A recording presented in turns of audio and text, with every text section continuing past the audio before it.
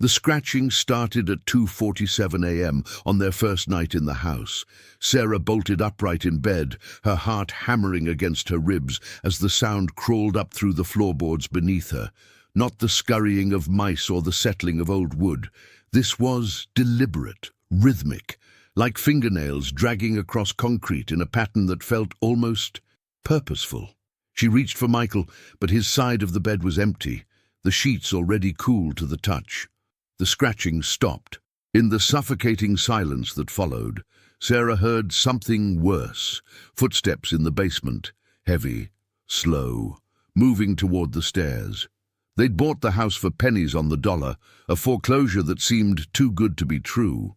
The realtor had rushed them through the showing, her smile bright and artificial as she steered them away from the basement door. "Just storage space," she'd said, her hand white-knuckled on the doorknob. "Nothing special down there." But Michael had insisted on seeing it. The door had opened with a groan that sounded almost like a warning, revealing concrete steps descending into darkness so complete it seemed to swallow the light. The basement was empty, completely bare except for a single drain in the center of the floor and chains bolted to the far wall. Old chains, their metal surfaces worn smooth as if from constant use. Sarah had wanted to leave immediately, but Michael laughed it off. Previous owner probably had a dog, he'd said. Now, as she listened to those footsteps climbing toward their bedroom, Sarah realized they should have trusted her instincts. The door to the basement was opening. 3 months earlier, Sarah and Michael Chen had been living what most people would call the American dream in Seattle. Michael worked as a software architect for a tech giant, pulling in a 6-figure salary that afforded them a sleek downtown apartment with views of the Sound. Sarah ran a successful food blog that had just landed her a book deal. They attended gallery openings, tried new restaurants every weekend, and posted carefully curated photos of their perfect life to Instagram. But beneath the glossy surface, they were drowning. Michael worked 16-hour days, his eyes permanently rimmed with red, his hands shaking from too much coffee and too little sleep.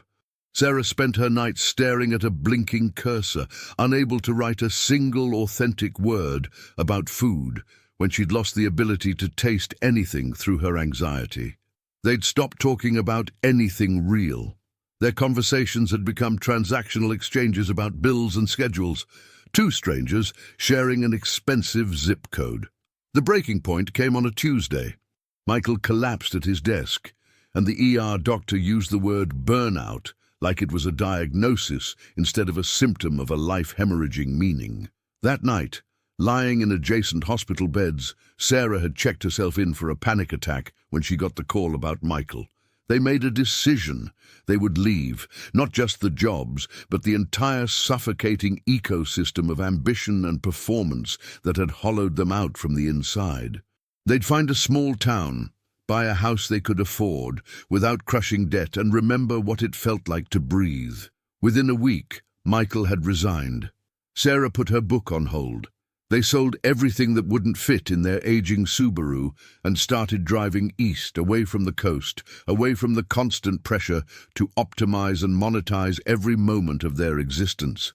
They found Millbrook by accident, a town of barely 3,000 people nestled in the Cascade foothills. The kind of place where the main street still had a hardware store and a diner, where people knew their neighbors' names. The house listing had appeared on Sarah's phone like fate. 4 bedrooms, original hardwood floors, wraparound porch, and a price so low it seemed like a typo. "Fresh start," Michael had said, squeezing her hand as they pulled up to the showing. And Sarah had wanted so desperately to believe him that she'd ignored every screaming instinct telling her to drive away. Before we go any further into what Sarah and Michael discovered in that basement, I need you to do something for me. Hit that subscribe button right now. Smash the like if you're enjoying this story, and drop a comment below telling me what country and city you're watching from. I love knowing where my viewers are tuning in from, and your engagement helps me bring you more stories like this one. The realtor's name was Patricia Vance. and everything about her seemed slightly off-kilter, like a painting hung at the wrong angle. Her smile stretched too wide, showing too many teeth, and she had a habit of touching her throat whenever someone asked a direct question. She met them outside the house on a grey November morning, the kind of day where the sky pressed down low and heavy. The house itself was beautiful in a melancholy way. Victorian architecture with gingerbread trim, painted a faded blue that had probably been cheerful once. The wraparound porch sagged slightly on one side, and several windows on the second floor were boarded up, but Michael's eyes lit up with the prospect of renovation projects. "Built in 1894, Patricia said, her voice pitched slightly too high. "Original family lived here for 3 generations. Solid bones. Just needs some cosmetic work."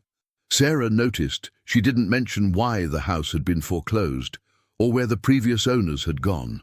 They walked through rooms filled with afternoon light filtered through ancient lace curtains, hardwood floors that creaked in a friendly way, a kitchen with vintage tilework that Sarah could already imagine herself cooking in.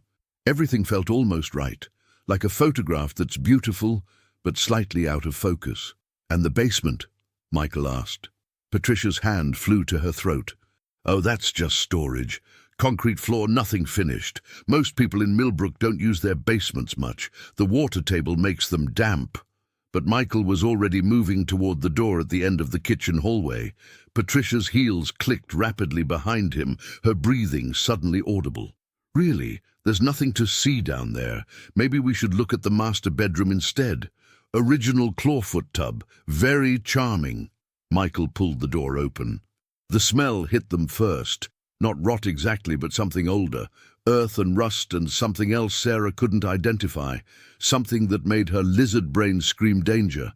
The stairs descended into darkness so complete the beam from Michael's phone flashlight seemed to die after only a few feet. "Light switch doesn't work," Patricia said quickly. "Electrical needs updating down there. Really, it's not safe." But Michael was already descending, his footsteps echoing on concrete. Sarah followed because the thought of staying upstairs with Patricia's manic smile was somehow worse than facing whatever waited below. The basement was exactly as Patricia had described. Concrete floor, exposed beams, completely empty. Except for the drain in the center of the floor, surrounded by dark stains that could have been water damage but probably weren't. And the chains. 4 sets of them bolted into the concrete walls at intervals that suggested they'd been installed deliberately, mathematically. Each chain ended in a heavy manacle worn smooth by friction. The walls themselves were concrete, but someone had scratched marks into them. Tallies, hundreds of them, covering every available surface. Sarah counted without meaning to. 734 marks. "Previous owner had dogs," Patricia said from the top of the stairs, her voice echoing strangely in the empty space. "Big dogs. Needed to be secured." Michael ran his hand along one of the chains. "These are for animals?" Patricia's laugh sounded like breaking glass. "What else would they be for?" Sarah wanted to leave, wanted to run back to their car and drive until they hit the ocean again. But Michael was already talking about the price, about how they could afford to pay cash, about fresh starts and leaving the past behind. And Sarah was so tired of being afraid, so tired of the anxiety that had colonized her chest and made her afraid of everything. Maybe this was just an old house with a weird basement. Maybe she was catastrophizing, seeing threats where none existed. Maybe this was exactly what they needed. A project, a purpose, a place where the worst thing in the basement was their own paranoid imagination. 3 weeks later, they signed the papers. Patricia handed over the keys with hands that trembled slightly, and the relief on her face was so naked that Sarah felt a chill run down her spine despite the warm afternoon sun. "One thing," Patricia said as they were leaving the title company. "The basement door, keep it locked. The mechanism is old, and it swings open sometimes. Don't want anyone falling down those stairs in the dark." It seemed like practical advice at the time. Moving day was chaos organized around cardboard boxes and the smell of pizza. Michael's brother flew in from Portland to help, and Sarah's best friend Maya drove up from Eugene with her pickup truck full of furniture from Craigslist. By sunset, the house was full of people and laughter and the feeling of possibility that comes with new beginnings. The basement door stayed locked. They'd agreed on that without discussing it, an unspoken pact to leave that space alone until they were ready to deal with it. Maybe turn it into a workshop for Michael or a storage area for Sarah's cooking equipment. But not yet. Not when the memory of those chains still made Sarah's stomach twist.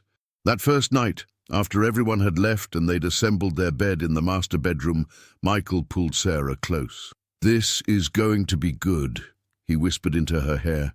"We're going to be happy here."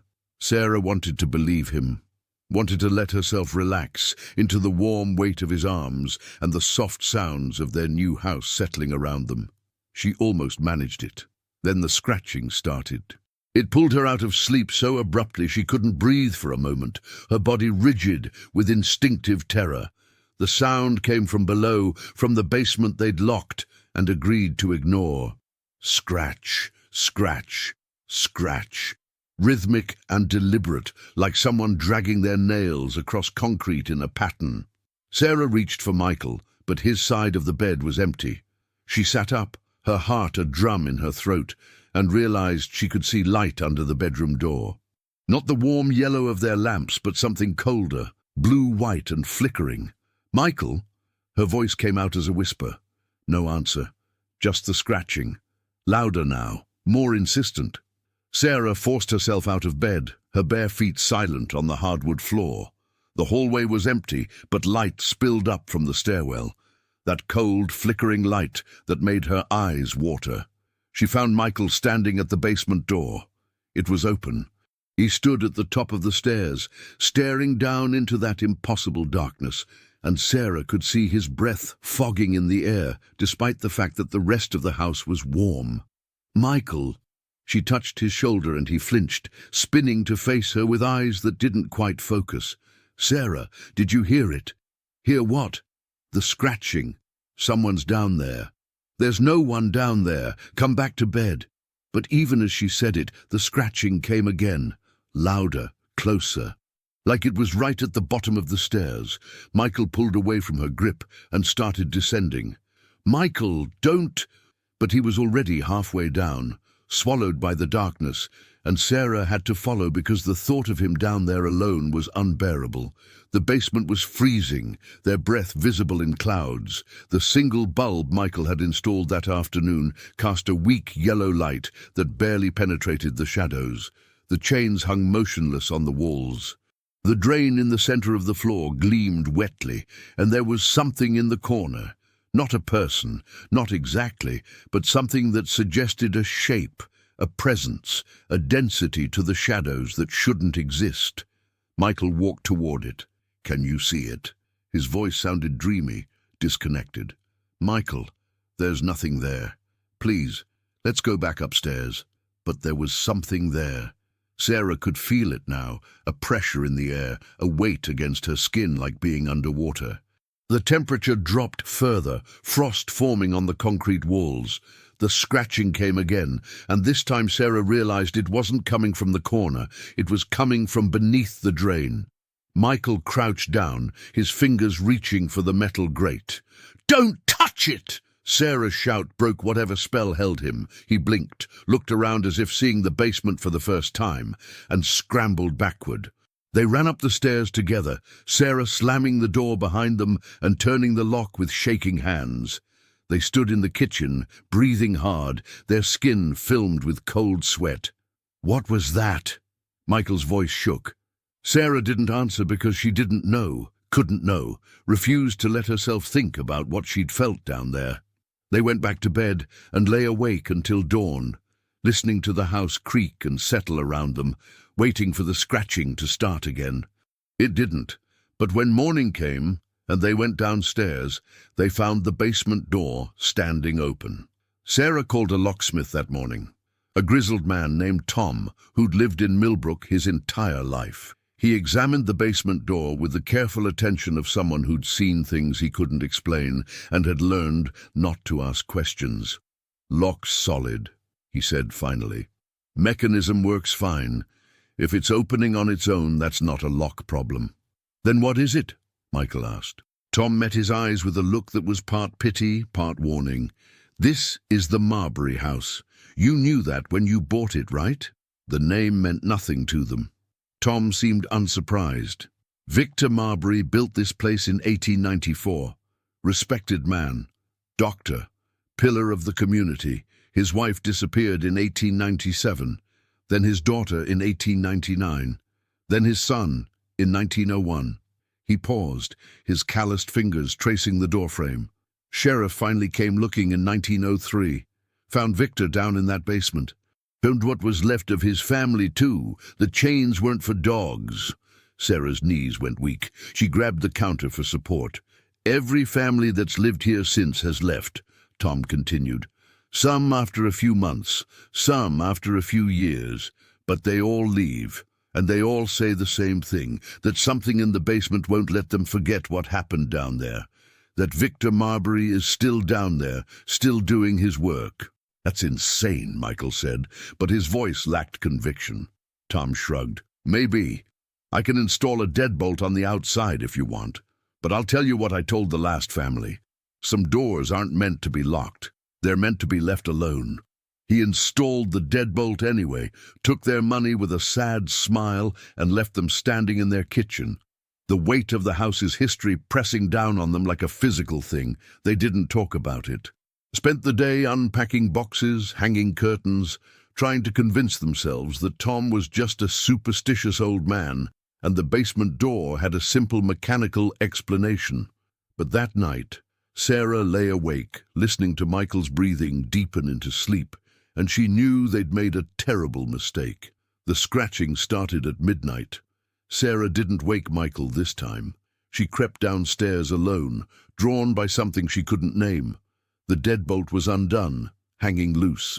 The door stood open. The scratching was louder now, more insistent. She could hear other sounds beneath it, whispers in a language she didn't understand, the wet sound of breathing. Sarah knew she should run, should grab Michael and their car keys and drive away from this house and never look back. But instead, she found herself walking to the top of the basement stairs, looking down into that darkness that seemed deeper than any physical space should be. Something moved at the bottom. A figure that might have been a man once, before whatever had happened to him in this basement. He looked up at her with eyes that reflected the light like an animal's, and Sarah understood with perfect clarity that Victor Marbury had never left this house, that he'd been here for over a century, doing his work, waiting for new subjects. "Sarah," Michael's voice behind her. She turned to find him standing in the kitchen doorway, his face slack with the same dreamy expression from the night before. "We should go down there. He's waiting for us." "No!" But her body was moving, her feet finding the stairs, and she realized with horror that she couldn't stop. The basement welcomed them with open arms, and the smell of old blood and something else, something that had no name in any living language. They woke in their bed the next morning, with no memory of how they got there. Sarah's arms were covered in scratches, thin lines that wept blood when she touched them. Michael's hands were filthy, his fingernails caked with dirt and something darker. The basement door was closed and locked. The deadbolt was engaged. Neither of them spoke about it. They made breakfast in silence, the scrape of fork against plate the only sound. Sarah caught her reflection in the kitchen window and didn't recognize the woman staring back. Her eyes looked hollow, ancient. That day, they tried to leave. Packed a bag, got in the car, made it to the end of the driveway before the engine died. Michael tried to start it again and again, but the Subaru sat silent and dead. They walked back to the house like condemned prisoners returning to their cells. The realtor's number went straight to voicemail. The title company had no record of Patricia Vance working for them. The previous owners couldn't be traced. Their names on the deed led to dead ends and disconnected numbers. Millbrook itself seemed to forget they existed. When Sarah went to the grocery store, people looked through her as if she were glass.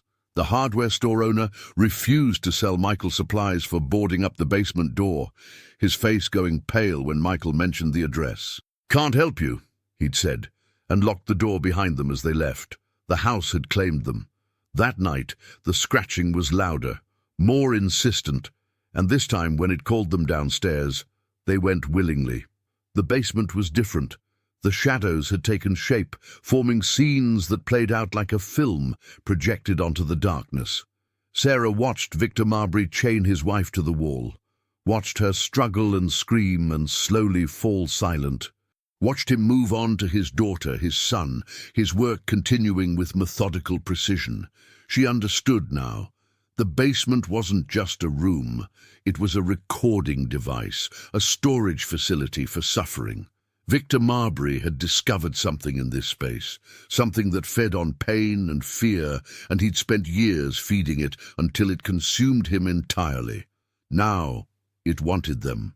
Michael stood beside her, tears streaming down his face, and they held hands as the shadows reached for them. The chains on the walls trembled with anticipation.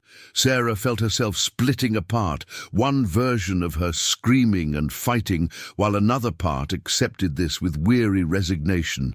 This was what they'd come here for, wasn't it? An escape from their suffocating life, an end to the constant pressure. They'd wanted to disappear, and the house was granting their wish. The scratching grew deafening. The shadows took form.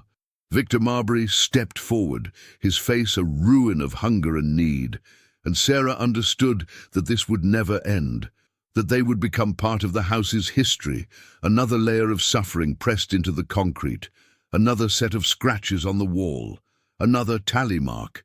She closed her eyes and waited for the chains, but Sarah's phone rang. The sound was so ordinary, so jarringly normal in that space of accumulated horror that it broke the spell. She pulled it from her pocket with shaking hands. Maya's name lit up the screen. "Don't answer it," Michael whispered, but his voice was his own again, sharp with fear instead of that dreamy compliance. Sarah hit the accept button. "Sarah? Thank God, I've been trying to reach you for 3 days." Maya's voice was an anchor to reality. "Your social media went dark. Your blog hasn't updated and I got worried. I'm coming up there tomorrow." 3 days. They'd been in the house for 3 days, but it felt like minutes, like hours, like years. Sarah looked at Michael and saw her own horror reflected in his face. "Maya, no, don't come here. We're leaving tonight." "Is everything okay? You sound... We're leaving. I'll call you when we get out." Sarah ended the call before Maya could ask more questions. She grabbed Michael's hand and ran for the stairs. The shadows surged behind them, and Victor Marbury's scream of rage shook the walls. The house fought them. Doors slammed shut. Floorboards buckled beneath their feet. The hallway stretched impossibly long, doors multiplying on either side, but Sarah kept running, kept pulling Michael forward, kept Maya's voice in her head like a prayer. They burst out the front door into daylight that felt like a physical blow. The Subaru sat in the driveway, engine running, passenger door hanging open. Sarah didn't question it. They threw themselves inside, and Michael floored the gas. The house receded in the rearview mirror, and Sarah watched until it disappeared around a bend in the road. Only then did she realize she was sobbing. They drove straight to Maya's house in Eugene, didn't stop, didn't look back, slept on her couch for a week, while they figured out what came next. Maya asked questions they couldn't answer, stared at the scratches on Sarah's arms that wouldn't heal, noticed the way they both woke screaming in the night. She didn't push, just gave them space and time and the gift of her steady, rational presence. Michael called a lawyer about breaking the mortgage. The lawyer called back 3 hours later, confused. There was no mortgage, no record of them ever buying the house. The title was still in Victor Marbury's name, had been since 1894. The bank had no record of the transaction. It was as if the entire purchase had never happened. They'd lost their down payment, their savings, everything they'd put into that house. But they were alive. They were free. They started over. Again. this time in a tiny apartment in a busy part of Eugene where the walls were thin and they could hear their neighbors' television and smell their neighbors' cooking, and every sound reminded them they were surrounded by living people. Michael got a job doing IT support. Sarah started writing again, real writing, about the things that scared her. They talked, really talked. About the basement and what they'd seen there, about the life they'd run from and the life they wanted to build, about how sometimes the things we're running from aren't the real danger. Sometimes it's the empty spaces we try to fill with anything, even houses with basements that hunger. The scratches on Sarah's arms faded slowly, but they never disappeared completely. Thin white lines like tally marks, 734 of them. She counted them sometimes late at night when the nightmares woke her. Counted and wondered about the families who'd lived in that house before them, who'd left their own marks on the basement walls, who'd escaped or who hadn't. The calls started 6 months later. Sarah's phone would ring at 2:47 a.m., no caller ID.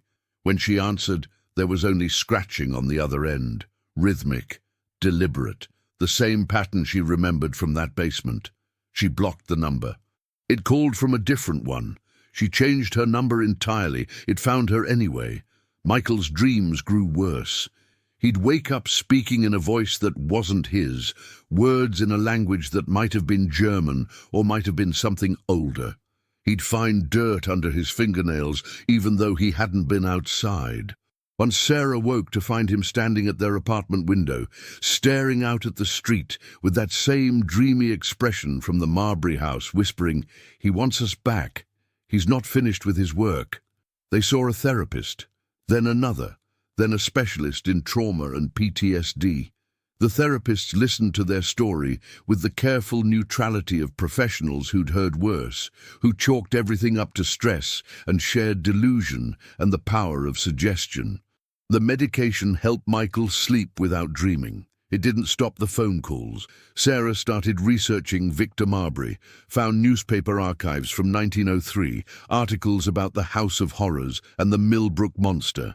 Found records of his trial, though he died before they could execute him, found dead in his cell with scratches covering every inch of the walls. Found something else too, a pattern. Every 27 years, someone new bought the Marbury house. Every 27 years, they left or disappeared. The last family before Sarah and Michael had moved in during 1998. Their names were scrubbed from public record, but Sarah found a single newspaper clipping from that year, a family photo. She recognized the fear in their eyes, the same hollow look she'd seen in her own reflection. It was 2025 now, 27 years. The cycle was supposed to be over, but Victor Marbury's work was never over. One night in September, Sarah woke to find Michael gone. She knew before she checked the living room, before she saw the front door standing open, before she ran down to the parking lot and found their car missing. She knew where he'd gone. Maya drove her. Neither of them spoke during the 2-hour drive north to Millbrook. Sarah tried Michael's phone over and over, but it went straight to voicemail. She knew he wouldn't answer. Knew the house had called him back, and this time he'd gone willingly. The Marbury house looked the same. The paint was more faded, the porch sagged more severely, but it was waiting for them like it had never stopped. Like the 6 months they'd been gone were just a moment in its long, patient history. Michael's car sat in the driveway. The front door hung open. "I'm coming with you," Maya said, but Sarah shook her head. "No. If something happens to me, someone needs to know. Someone needs to remember. Promise me you'll tell people about this place. Promise me you'll make sure no one else buys this house." Maya's hands tightened on the steering wheel. "Sarah, promise me." "I promise. But you're coming back out." Sarah wasn't sure she believed that, but she squeezed Maya's hand and got out of the car. The house welcomed her like an old friend. The door swung wider as she approached. The hallway stretched before her, shadows pooling in the corners. The basement door stood open. Sarah descended the stairs one more time. The basement was blazing with that cold blue-white light. Michael knelt in the center of the floor, his hands on the drain grate. The chains hung on the walls, and Sarah could see figures in them now. Victor Marbury's wife, his daughter, his son, all the others who'd come after, trapped here, used here. Their suffering feeding something that lived beneath the drain, something that Victor Marbury had discovered and devoted himself to serving. Michael. Her voice echoed strangely in the space. He looked up at her with eyes that were his and weren't. He showed me, Sarah, how to stop the pain, how to make it all go away. We just have to serve the work. We just have to feed it. That's not you talking. That's this place. That's him. She pointed at Victor Marbury's shadow, standing in the corner with his ruined face and hungry eyes. We left, Michael. We survived. Don't let him take that away from us. We were never meant to survive. That's what he showed me. That's what he showed all of us. Michael's hands tightened on the grate. The work continues. It always continues. Sarah understood then. The house didn't just trap people in physical space. It trapped them in time, in memory, in the endless repetition of Victor Marbury's obsession. Every family that bought this house was trying to escape something, running from pain they couldn't face. And the house fed on that, used their own fear and desperation to bind them to this place. But Sarah had learned something in the past 6 months. She'd learned that running from pain didn't make it disappear. That the only way through suffering was through it, not around it, not hiding from it in basements that promised oblivion. She walked to Michael and took his hands in hers. I see you, she said. Not the person you think you should be. Not the successful architect or the perfect husband. I see you scared and tired and human, and I'm not going anywhere. Michael's eyes focused. For a moment, just a moment, he was himself again. Sarah, I can't fight it. It's too strong. You don't have to fight it alone. Sarah pulled him to his feet, away from the drain. Victor Marbury's shadow surged forward, and Sarah felt the weight of the house pressing down, trying to keep them there, trying to add them to its collection of broken souls. But Maya was waiting upstairs. Their therapist had appointments scheduled. Sarah had a blog post to write, and Michael had a job to go to in the morning. They had a life, small and imperfect and beautiful, waiting for them beyond this basement. They ran, the house screamed, the shadows reached for them with desperate hunger, but Sarah and Michael burst through the front door into sunlight and Maya's arms and the ordinary miracle of another day. They drove away, and this time Sarah didn't look back. That was 8 months ago. Sarah and Michael still live in Eugene, still see their therapist twice a week, still wake up sometimes at 2:47 a.m., hearts pounding, listening for scratching that doesn't come. The calls stopped 3 months ago. The dreams are less frequent now. Michael's hands are clean when he wakes up. Sarah's scratches have faded to thin white lines that she barely notices anymore. They got married last month, a small ceremony in Maya's backyard. Nothing fancy. Just the people who'd stood by them through the worst of it, who'd believed their story, or at least pretended to. During their vows, Michael promised to stay present. Sarah promised to keep fighting. They both promised to never run from pain again, only toward each other. The Marbury house still stands. Sarah checks sometimes late at night when she can't sleep. The listing appears online every few years, then disappears. The price drops lower each time. Someone will buy it eventually. Someone desperate enough or brave enough or foolish enough to think they can handle whatever waits in that basement. Sarah can't stop them, can't warn them. People have to make their own mistakes, learn their own lessons about the things we run from and the prices we pay for escape. But she thinks about them sometimes. The next family. Wonders if they'll be stronger than she was, if they'll escape faster, if they'll survive at all. She hopes they do. Hopes they'll recognize the warning signs before the house claims them, hopes they'll understand that some fresh starts come with a price too high to pay. The scratches on her arms itch sometimes, particularly on cold nights when the air feels heavy and expectant. She'll touch them absently and remember the feeling of those chains, the hunger in Victor Marbury's eyes, the absolute certainty that she was going to die in that basement. She survived. They both did. That has to count for something. Every morning, Sarah wakes up in their small apartment. She makes coffee while Michael showers. They eat breakfast together and talk about ordinary things: bills, grocery shopping, what to watch on Netflix. The mundane rhythm of a life they fought to keep. It's not the life they imagined when they left Seattle. It's smaller, messier, marked by scars they'll carry forever. But it's theirs. It's real. And sometimes, on the good days, Sarah can almost forget about the basement and the chains and the scratching that wanted to become her entire world. Almost, but never completely. Because some houses don't just trap you in their basements, they trap you in your memory, in your dreams, in the 2:47 a.m. moments when you wake up certain that the scratching has started again. Victor Marbury's work continues, even now. Not in that basement, but in the minds of everyone who survived it, everyone who carries the memory of what humans are capable of when they devote themselves to darkness. Sarah carries it. Michael carries it. And they carry each other through the nightmares and the memories and the moments when the past feels more real than the present. That's what love is, she thinks. Not the glossy Instagram version they tried to live in Seattle.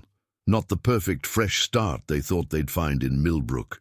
Real love is standing together in the darkness and refusing to let go, even when every instinct screams at you to run. They stayed. They fought. They survived. And that has to be enough.